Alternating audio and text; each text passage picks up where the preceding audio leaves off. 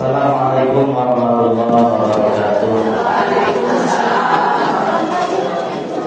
Bismillahirrahmanirrahim. Wassalatu wassalamu ala Rasulillah Sayyidina wa maulana Muhammadin ibn Abdillah wa ala alihi wa sahbihi wa maulana amma ba'd. Rabbi shrah li sadri wa yassir li amri wahlul 'uqdatam min lisani yafqahu qawli. Amin ya rabbal alamin. Ibu-ibu jamaah Majelis Al-Hidayah rahimahullah. Punten agak telat ya Bu, karena baru ditelepon jam 7 tadi oleh Pak Nandang untuk menggantikan beliau. Dan punten juga pakai bahasa Indonesia seperti biasa.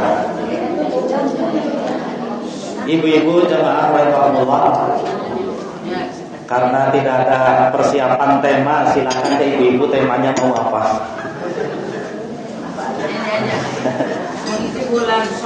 Oh, bulan Syawal. Iya. Ini nanti malam Rabu Wekasan. Ya, di sini biasanya ada ibu-ibu. Mujahadah Rabu Wekasan. Rabu Wekasan itu Rabu terakhir di bulan Syawal. Dan nanti akan kita bahas kan ada informasi dari ulama di kitab Kanzun Najah Wasurur yang ditulis oleh Syekh Abdul Hamid Al-Qudsi. Beliau mufti Syafi'iyah dan termasuk yang menjadi rujukan ulama-ulama di Mekah dan Yaman. Satu sisi yang perlu kita pertanyakan, ternyata yang mungkin harus kita bahas, Rabu Wekasan itu tidak ada di dalam Al-Quran. Yang pertama, ya. Yang kedua, tidak ada di dalam hadis. Sudah saya cari keterangan tentang Rabu Wekasan di dalam Al-Quran tidak ada. Sahih Bukhari tidak ada, Sahih Muslim tidak ada, bahkan di hadis-hadis yang lain tidak ada. Tapi ulama kita mentradisikan Rabu Wekasan itu ada. Dan informasinya itu dari Syekh Abdul Hamid Al-Qudsi dalam kitab Kanzun Najah Wasurur halaman 23-24 kalau tidak salah. Diinformasikan bahwa setiap hari terakhir bulan Syawal itu Allah menurunkan 230.000 penyakit. Yang jadi pertanyaan, ibu-ibu percaya tidak? Kenapa percaya? Di dalam Al-Quran tidak ada, di dalam hadis tidak ada. Hanya informasi dari ulama-ulamanya, bukan ulama sembarangan. Kalau kita percaya 100%, ya tidak perlu. Tapi kita abaikan 100% juga jangan, karena ini dari ulama. Kita anggap seperti informasi dari orang soleh. Makanya kalau seandainya kita tidak percaya dengan turunnya 230.000 penyakit di Rabu Wekasan, tidak berpengaruh apa-apa, tidak menjadikan kita kafir. Yang bisa menjadikan kita kafir kalau tidak percaya dengan salah satu rukun iman. Nah, itu bisa menjadikan kafir. Tidak percaya dengan qada qadar, itu otomatis langsung kafir. Tidak percaya dengan kitab-kitab Al-Qur'an, kitab Allah, itu kafir otomatis. Tapi tidak percaya dengan hal yang seperti ini, yang tidak jelaskan secara langsung dalam Al-Quran maupun hadis-hadis sahih, itu tidak berpengaruh.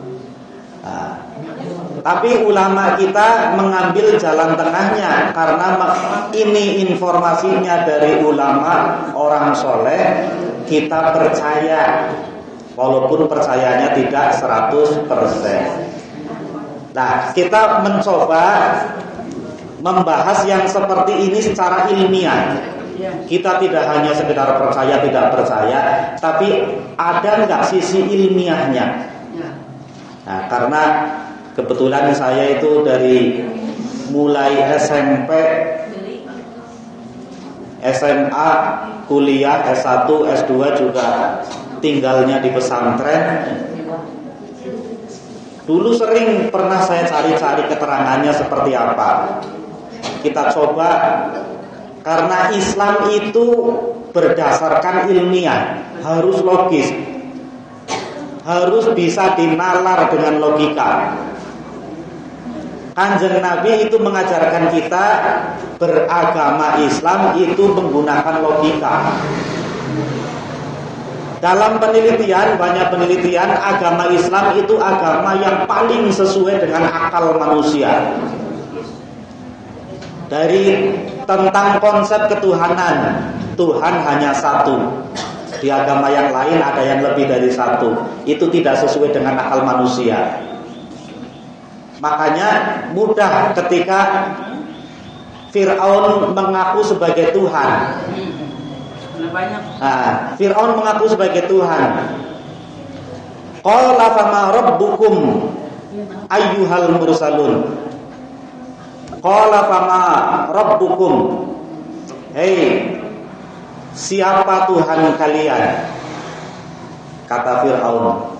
Dijawab oleh Nabi Musa, Rabbukum wa rabbu abaikumul awwalun. Tuhan kami, yaitu Tuhanmu dan juga Tuhan leluhur-leluhurmu. Nah, kata Fir'aun, Tuhan kalian ya aku ini. Dibantah sama Nabi Musa, kalau kamu Tuhan, terus bapakmu Tuhannya siapa? Orang kamu baru lahir. Secara logika kan nggak mungkin. Kalau Tuhannya baru lahir, terus kakeknya itu belum punya Tuhan dong. Dan seterusnya itu. Makanya Islam itu logis, mengajarkan agama itu dengan logika. Tidak mungkin dalam ajaran Islam itu tidak sesuai dengan logika manusia. Mudah sekali. Makanya agama Islam itu banyak diterima, mudah diterima karena sesuai dengan akal manusia, tidak bertentangan dengan akal manusia. Kembali ke Rabu Wekasan. Kalau saya cari-cari, ini saya anggap sebagai informasi. Mungkin ini sebagai ilmu titen istilahnya. Apa titen Bu? Jadi pengamatan. Ada ilmu itu model pengamatan. Kalau orang-orang dulu ada kitab namanya Primbon. Kalau dulu itu, kalau di Jawa itu ada kitab Primbon. Apa itu? Paririmbon. Percaya nggak Ibu? Nah, ini kita membahas peninggalan orang dulu. Ada pakai hitung-hitungan. Kalau dipercaya 100% jangan. Tapi ditinggalkan 100% ya jangan. Orang itu informasi, siapa tahu benar. Ibaratnya saya nanya misalkan, Bu, jalan ke Takokah itu lewat mana? Oh, nanti lewatnya Lindung. Terus ke kiri. Hati-hati nanti di pertigaan itu banyak lubang di sana itu. Biasanya pas di perempatan lampu merah itu ada polisi. Ibu percaya nggak? Ya kalau dipercaya 100% jangan. Namanya polisi, mungkin waktu dia ke sana itu pas ada polisinya. Nah, nanti kalau ibu ke sana udah nggak ada. Atau tentang lubang-lubang, ya bisa jadi sudah ditutup. Nah, jadi sekedar informasi. Oh ya. Jadi hati-hati kalau di lampu merah di sana biasanya pas perempatan ada polisi. Jadi kita siap-siap. Oh, jangan-jangan betul. Oh, ternyata nggak ada ya, alhamdulillah gitu. Nah, Di sana pas pertigaan itu biasanya banyak lubang. Hati-hati. Nah, makanya kita hati-hati ketika lewat situ. Oh, jangan-jangan betul. Ternyata ada betul. Nah, ini juga boleh jadi pengamatan-pengamatan. Kalau di kitab Primbon atau Paririmbon di sini Paririmbon ya. Itu ada pengamatan-pengamatan. Biasanya kalau ada gempa bumi di bulan Mulut, itu terjadi apa? Banyak maling. Ada gempa bumi di bulan Sofar, biasanya banyak orang hamil. Aneh-aneh dulu itu. Itu pengamatan orang tua itu. Kalau saya pelajari itu ternyata cuma pengamatan saja biasanya. Ya di bulan Mulut itu karena banyak yang menikah gitu. Jadi banyak yang hamil gitu. Dan bisa juga itu ilmu nujum kalau di dalam Islam. Kalau di ilmu umum itu namanya ilmu falak, atau antariksa, apa namanya itu, perbintangan. Dan ada kita juga menggunakan ilmu falak untuk menghitung waktu sholat, untuk menghitung hilal dan sebagainya. Kita gunakan. Dan ternyata itu juga ada hubungan-hubungannya. Pernah saya membaca gempa bumi yang ada, gempa bumi yang besar di dunia ini banyak yang terjadi di tanggal 26. Tanggal 26 dulu di Jogja tanggal 26. Terus di mana lagi 26? Lihat di Google itu. Itu kebetulan atau pengamatan. Mungkin karena banyak terjadi, akhirnya ada yang menyimpulkan biasanya tanggal 26 terjadi gempa bumi. Ada juga yang mengamati biasanya gempa bumi juga kalau tidak tanggal 26 pas terjadi bulan purnama, atau pas terjadi ini gerhana. Ketika gerhana sering terjadi gempa bumi.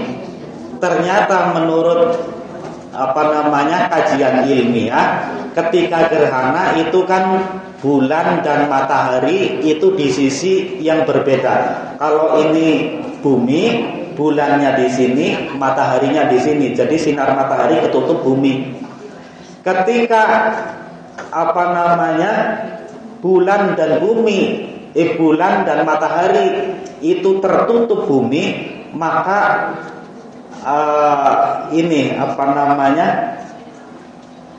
gravitasinya akan berkurang, katanya itu. Maka tekanannya itu akan lebih berat. Jadi boleh jadi itu yang menyebabkan terjadi gempa bumi. Nah, ternyata di logika ada. Ya boleh jadi ini juga hanya perkiraan. Dugaan ilmiahnya boleh jadi ini benar. Kita percaya 100% ya jangan. Karena Allah itu maha kuasa. Allah punya satu sifat jaiz. Sifat wajibnya 20, sifat muhalnya 20, sifat jaiznya 1. Apa sifat jaiznya? Tarku kullu mumkinin, fi'lu kullu mumkinin aw tarkuhu. Boleh. Allah itu bebas, walaupun sudah janji kemudian menentukan yang lain itu boleh. Allah sudah berjanji, innallaha la yudhi'u ajral muhsinin. Allah tidak akan menyia-nyiakan pahala untuk orang-orang yang berbuat baik. Tapi ternyata banyak juga orang baik yang hidupnya sengsara. Ya terserah Allah. Walaupun sudah disebutkan di dalam Al-Quran. Tapi biasanya orang baik itu hidupnya baik, hidupnya banyak ditolong oleh Allah karena sudah janjinya Allah, innallaha la yudhi'u ajral muhsinin. Ada juga di dalam Al-Quran Allah sudah berjanji, wa may yattaqillaha yaj'al lahu makhraja. Siapa yang bertakwa kepada Allah akan diberikan jalan keluar. Nah, ini hidup lagi sulit, banyak hutang, banyak tagihan. Kata Al-Quran, kalau kepingin dibantu oleh Allah, diberikan solusi, kita harus bertakwa. Wa may yattaqillaha yaj'al lahu makhraja. Sudah bertakwa, sholatnya sudah ditambah, puasanya ditambah, tapi tambah susah. Ada enggak? Ada, ya terserah Allah. Nah, itu sifat jaiznya Allah. Walaupun sudah ada dalam Al-Quran, ya terserah Allah. Walaupun orang sudah mengamati biasanya tanggal 26 terjadi gempa, kalau Allah itu enggak menghendaki, ya terserah Allah. Nah, begitu juga bulan Safar, Rabu Mekasan. Kata ulama biasanya tanggal di Rabu Wekasan itu Allah menurunkan 320.000 penyakit. Tapi kalau Allah nggak menghendaki, ya terserah Allah. Tapi kita karena yang menyampaikan informasi itu ulama, kita percayai jangan-jangan betul. Ini kebiasaan Allah berlaku. Nah, memang Allah itu suka-suka mau memberlakukan atau tidak, tapi khawatirnya sedang memberlakukan, makanya kita adakan istighosah. Ini saya sampaikan dulu, coba. Sering terjadi ini ketukar-tukar. Ada istighosah, ada mujahadah, ada munajat, ada doa. Beda apa sama, Bu? Istighosah sama munajat sama enggak? Sama, cuma caranya beda. Kita lihat dari kajian bahasa secara bahasa. Istighosah itu berasal dari kata istaghosa yastaghisu istighosatan, istaf'ala yastaf'ilu istif'alatan. Di dalam Al-Quran ada di surah Al-Anfal itu, istastaghisuna rabbakum fastajaba rabbukum. Istastaghisuna rabbakum. Ingatlah ketika kalian minta tolong kepada Tuhan kalian. Ini ayat turun ketika mau perang Badar. Ketika mau perang Badar, di sisi musuh orang-orang kafir jumlahnya itu 3 kali lipatnya, 1.000 orang. 1.000 orang itu orang-orang kuat yang memang suka berantem, senjatanya lengkap, siap untuk berperang. Sedangkan di sisi umat Islam itu 313. 313 itu ada orang yang sudah aki-aki, ada yang masih kecil, ada yang nggak punya pedang, bawanya cuma golok. Sedangkan di sana pedang lengkap, tameng lengkap. Secara logika sudah minder duluan orang Islam itu. Tapi Kanjeng Nabi membawa para sahabat, sahabatku jangan takut. Mereka 3 kali lipatnya, senjatanya lengkap, badannya besar-besar, siap perang. Tapi kita punya Allah. Kalau Allah berkehendak, kam min fi'atin qalilatin ghalabat fi'atan katsiratan biidznillah. Betapa banyak golongan kecil bisa mengalahkan golongan yang besar. Dulu juga pernah terjadi, hei para sahabat. Nabi Dawud berperang dengan Jalut di juz 2. Falamma fasala Talut bil juluti qala innallaha tadibina dan seterusnya. Jalut dan bala tentaranya itu badannya besar-besar, perlengkapan lengkap. Sedangkan Nabi Dawud yang dipimpin oleh Panglima Talut itu perlengkapannya sedikit, jumlahnya juga lebih kecil, tapi menang waktu itu. Makanya Allah mengingatkan melalui Kanjeng Nabi, hei para sahabat, jangan takut. Dulu pernah kejadian, golongan kecil bisa mengalahkan golongan yang besar. Wallahu ma'as sabirin, Allah bersama orang-orang yang sabar. Nah, kemudian para sahabat begitu dimotivasi oleh Kanjeng Nabi, minta kepada Allah, ya Allah, tolong kami, aghizna ya Allah, aghizna minal kuffar. Aghizna itu artinya tolong kami ya Allah.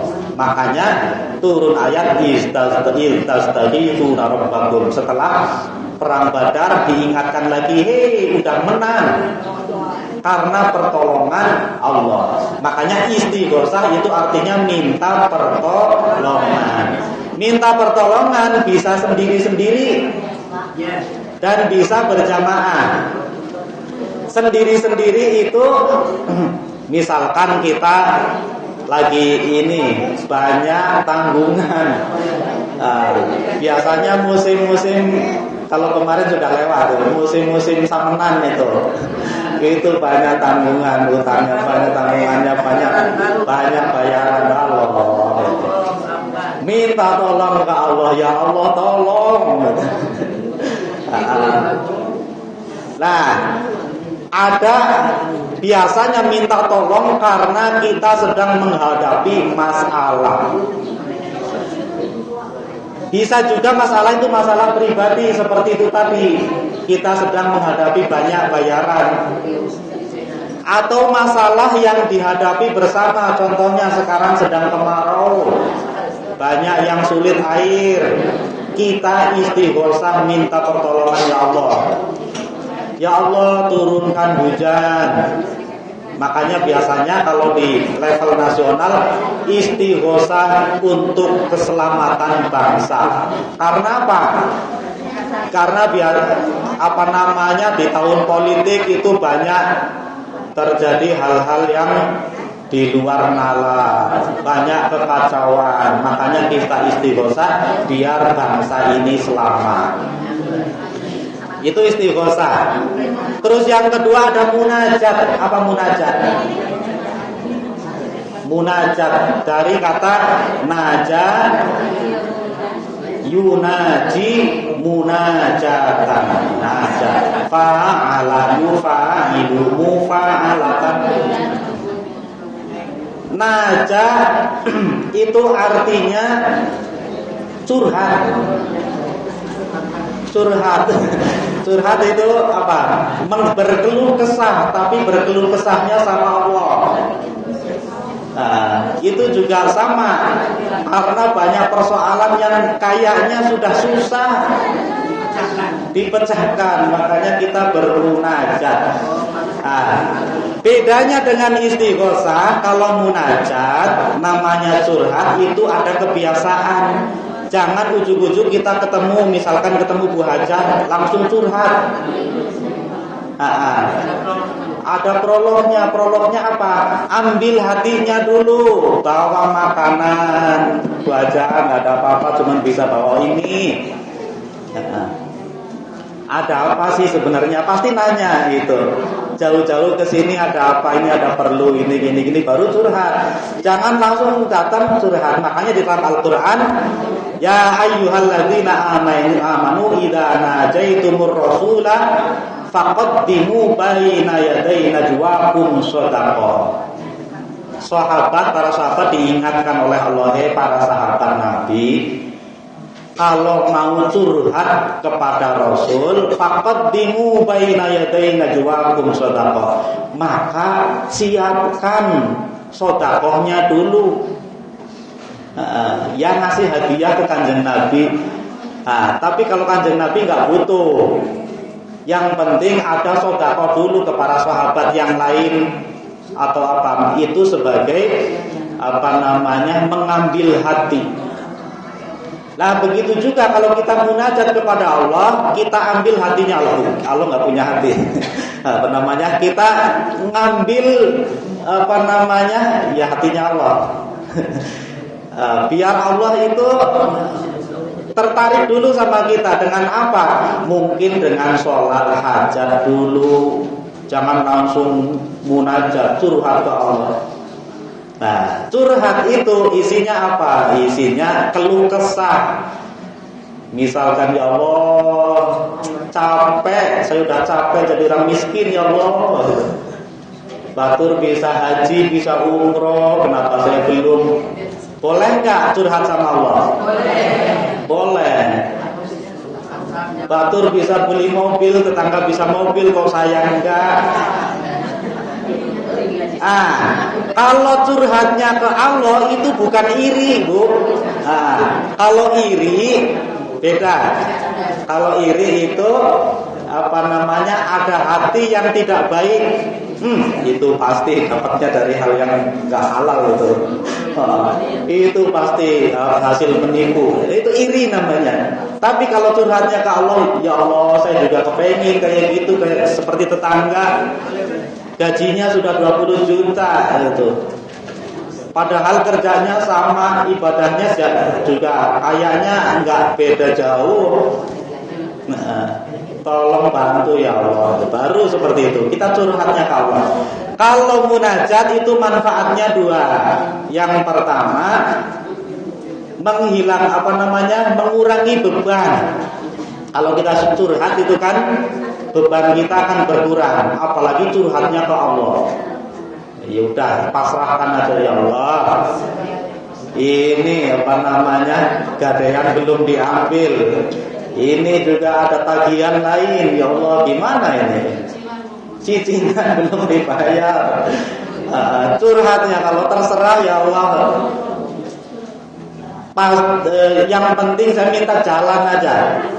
Minta jalan. Cara bayarnya gimana terserah Allah. Terserah Engkau ya Allah. Curhat. Lah curhat yang bagus itu malam-malam. Sholat dulu, sholat hajat, sholat tahajud, witir, baru kita minta. Lah itu sholat hajat dianggap sebagai sedekah itu tadi. Jadi sebelum munajat, sedekah dulu, ngambil hatinya Allah. Ada lagi mujahadah. Kalau mujahadah itu ini bersungguh-sungguh, artinya jahada yujahidu mujahadatan, fa'ala yufa'ilu mufa'alatan. Bersungguh-sungguh, wajahidu fi sabilillahi bi amwalikum wa anfusikum. Kalau mujahadah dengan dua hal, yaitu bi amwalikum dengan harta kalian, wa anfusikum dan dengan diri kalian. Mujahadah itu artinya bersungguh-sungguh. Jadi usaha lahir dan usaha batin. Lah mujahadah ini maknanya umum. Usaha batinnya kita doa sungguh-sungguh, munajatnya sungguh-sungguh, istighosahiyah, ditambah puasa, ditambah sholatnya ditambah sungguh-sungguh, kerjanya juga ditambah sungguh-sungguhnya, tambah getol. Itu namanya mujahadah. Kalau baru doanya yang sungguh-sungguh, masih kurang ikhtiarnya. Kalau hanya ikhtiarnya saja, kerjanya yang biasanya berangkat jam 8, jam 6 udah berangkat, yaitu mujahadah, tapi baru separuh, belum lengkap. Yang lengkap itu lahir dan batin. Doanya iya, ikhtiarnya iya, itu namanya mujahadah. Tapi biasanya umumnya Kalau di masjid-masjid, kalau doa bersama namanya juga mujahadah, artinya sungguh-sungguh. Kita bareng-bareng konsentrasi, minta dengan sungguh-sungguh. Itu secara bahasa saja. Terus yang keempat, doa. Doa itu artinya ya meminta. Asal kata sebenarnya da'a itu memanggil Allah, ya Allah, tolong. Itu doa, ya Allah itu. Nah, doa itu asal katanya itu da'a itu memanggil. Makanya disebut dakwah. Nah, da'a dakwatan. Dakwah itu artinya memanggil, mengajak. Nah, jadi namanya dakwah itu bukan nyuruh-nyuruh, memanggil, hei, ayo ke sini. Seperti kernet. Kalau kernet itu mengajak, namanya kalau mengajak itu bukan nyuruh. Kalau nyuruh itu seperti atasan ke bawahan, itu ambilkan, itu nyuruh. Nah, kalau ke Allah itu nggak pas. Nah, ambilkan. Nah, atau maksa-maksa. Pokoknya ya Allah itu. Nah, itu maksa. Itu juga tidak sesuai dengan dakwah, bukan doa itu. Pokoknya ya Allah, kalau dia bukan jodoh saya, tolong jodohkan. Nah, itu maksa banget itu. Nah, namanya doa. Doa itu tolabul adna ilal a'la. Permintaan dari yang derajatnya rendah ke yang derajatnya tinggi, yaitu kita kepada Allah. Namanya minta itu khaufan wa tama'an. Jadi disertai dengan khauf dan tamak kepada Allah. Nah, itu apa namanya, doa itu harus seperti itu. Nah, mungkin itu sekedar yang bisa saya sampaikan karena sudah agak siang. Sebelum ini mungkin ada yang perlu dipertanyakan atau ditanyakan, silakan. Mangga. Assalamualaikum warahmatullahi wabarakatuh. Waalaikumsalam warahmatullahi Terima wabarakatuh. kasih atas kesempatannya. Ini Pak Ustaz, kalau bulan Safar itu kan tadi nggak ada dari Qurannya, hanya bewara kalau sebenarnya ada kabar dari ulama. Apakah ada kegiatan kalau berbau pasan itu yang harus kita kerjakan atau biasa-biasa aja yang mengaji gitu? Ada tambahan gitu ya, tambahan dari kegiatan sehari-hari. Terima kasih. Wassalam. Waalaikumsalam warahmatullahi wabarakatuh. Apa yang harus kita kerjakan? Apa yang perlu dikerjakan ketika Rabu Wekasan? Jadi sama seperti yang lain. Istilahnya kalau di situ kepentingan kita adalah kepengin dijauhkan dari penyakit-penyakit. Di situ kita bisa isi dengan istighosah, minta pertolongan kepada Allah agar kita dijauhkan dari penyakit-penyakit. Nah, kalau minta kepada Allah itu ada apa namanya, kaifiatnya, tata keramanya. Nah, ini yang kadang-kala kurang diperhatikan oleh kita semuanya di antaranya. Makanya saya juga ikut apa namanya mengkritik kemarin di MUI, juga dikritik seperti itu, tentang di mana-mana sekarang sudah banyak yang mengadakan sholat istisqa. Di Takokak 3 minggu yang lalu sudah istisqa, karena kebetulan saya itu membimbing KKN di Takokak. Udah nggak ada air, Bu, masjidnya kosong airnya. Mau buang air aja saya beli aqua. Itu di Takokak, makanya sudah sholat istisqa. Dan di daerah-daerah yang lain juga sudah banyak yang istisqa.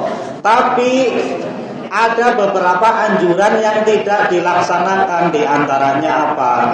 Sebelum istisqa itu disunahkan saum dulu 3 hari. Namanya kita mau minta, jangan langsung minta, Bu Ajang minta, jangan langsung, tapi pakai prolog dulu.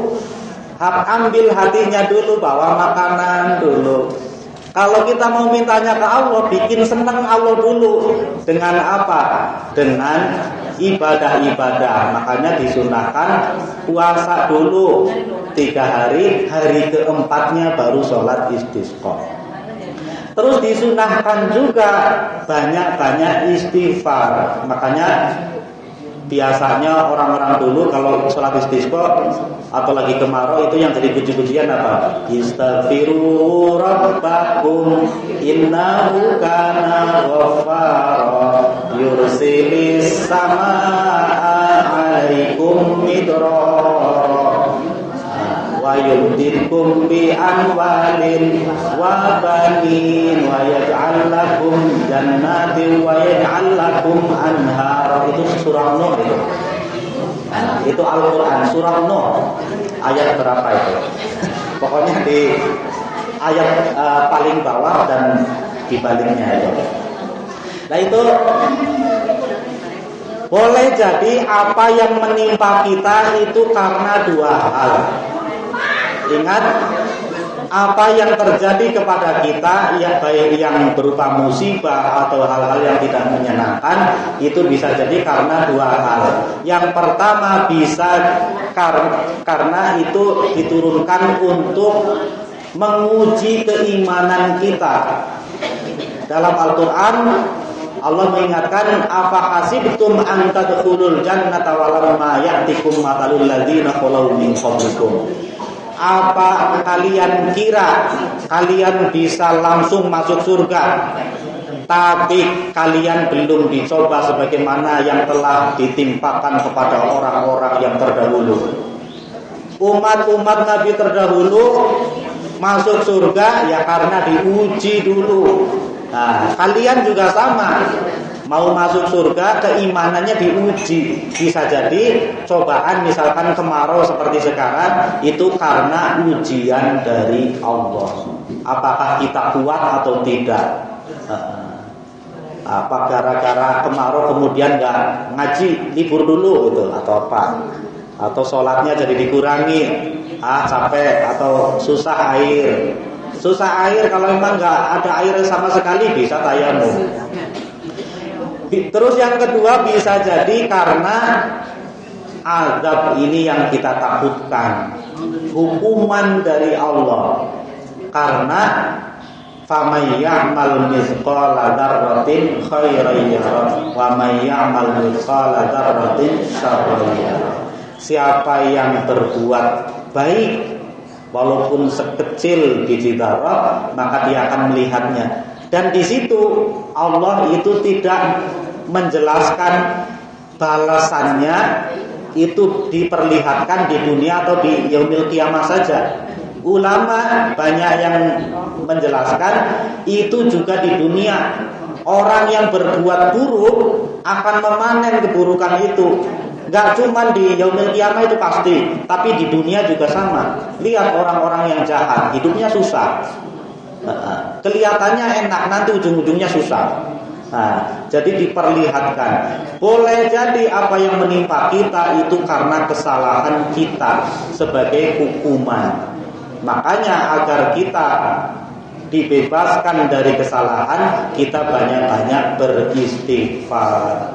Minta ampun kepada Allah. Ya Allah, jika saya salah, mohon ampuni ya Allah. Jangan turunkan azab karena kesalahan kami.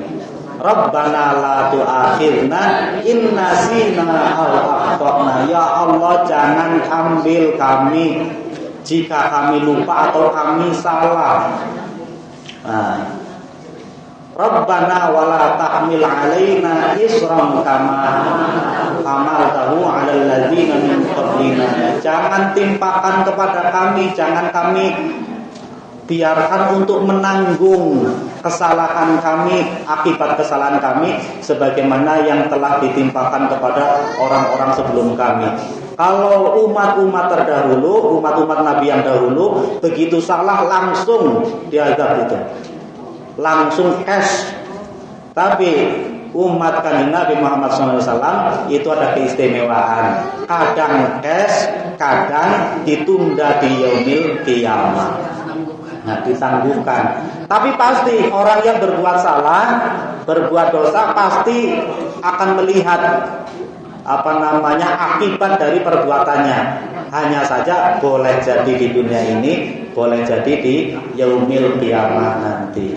Nah, makanya kita berdoa kalau kita punya salah, tolong jangan dibebankan kepada kami ya Allah.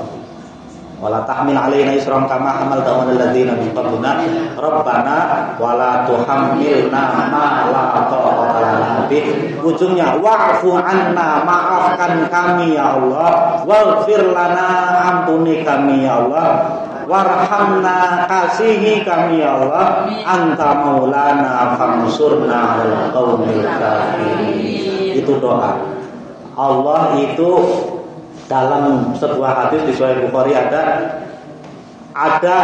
keistimewaan yang diberikan kepada umat Kanjeng Nabi Muhammad SAW dan tidak diberikan kepada umat-umat terdahulu. Di antaranya Allah itu memberikan 2 sayap. Sayap pertama berupa surah Fatihah. Kanjeng Nabi Muhammad SAW bersabda, Al-Fatihatu lima quri'atlah. Fatihah itu untuk hajat apapun, siapa yang akan menginginkannya. Makanya ketika kita punya hajat apa, ya Allah tanah itu nganggur, Al-Fatihah itu beli. Ya Allah, mudah-mudahan itu jadi milik saya ya Allah, Al-Fatihah itu. Jadi kita ingin apa, Fatihah aja semuanya. Maka ulama kita ada apa-apa ya Al-Fatihah itu. Mudah-mudahan hajat kita semuanya dikabulkan oleh Allah Subhanahu wa taala. Al-Fatihah. Nah, gitu biasanya kayak gitu. Nah, yang kedua, sayap yang kedua itu yang lillahi ma fis samawati wa ma fil ardi, yang itu apa? Rabbana la tu'akhidna in nasina aw akhtana. Itu sayap yang kedua. Jadi kadangkala kita berbuat salah itu karena lupa, atau memang karena kita yang tidak tahu, atau karena kita memang salah sengaja. Tapi apapun itu tolong diampuni ya Allah. Nah itu sayap yang kedua. Itu keistimewaan dari Allah. Ini redaksinya langsung dari Allah. Allah yang mengajarkan kita berdoa. Umat Islam kalau berdoa pakai ini. Allah yang sudah bikin sendiri, kita tinggal ngikutin. Insya Allah kalau sesuai dengan instruksi dari Allah akan. Ya ibaratnya kayak bupati, kalau mau minta ke saya pakai proposalnya harus seperti ini. Nah, kiraku kalau kita sudah sesuai dengan juknis tidak dikabulkan. Nah, kita juknisnya ada Rabbana la tu'akhidna, itu kalau bisa setiap pada sholat itu dibaca itu. Nah, dan itu kenapa dimasukkan dalam tahlil? Karena ulama tahu keistimewaannya. Mungkin demikian, banyak bicara itu banyak salahnya. Khawatirnya semakin banyak saya berbicara nanti akan semakin banyak salahnya. Wallahu a'lam bishawab. Kurang lebihnya mohon maaf. Wassalamualaikum warahmatullahi wabarakatuh. Ya Rabbi bil Mustafa balligh maqasidana waghfir lana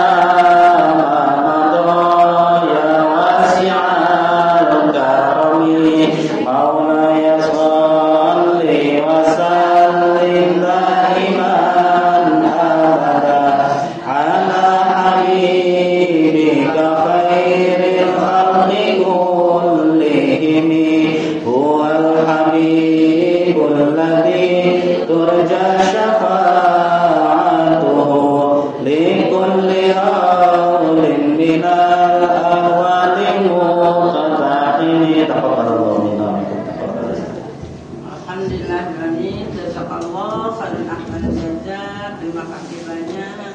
Pangada bahasa Sundanya sampai pengusaha Ustaz. Makasih Ustaz. Sami-sami Bu. Ustaz Dr. Aris apa banyak.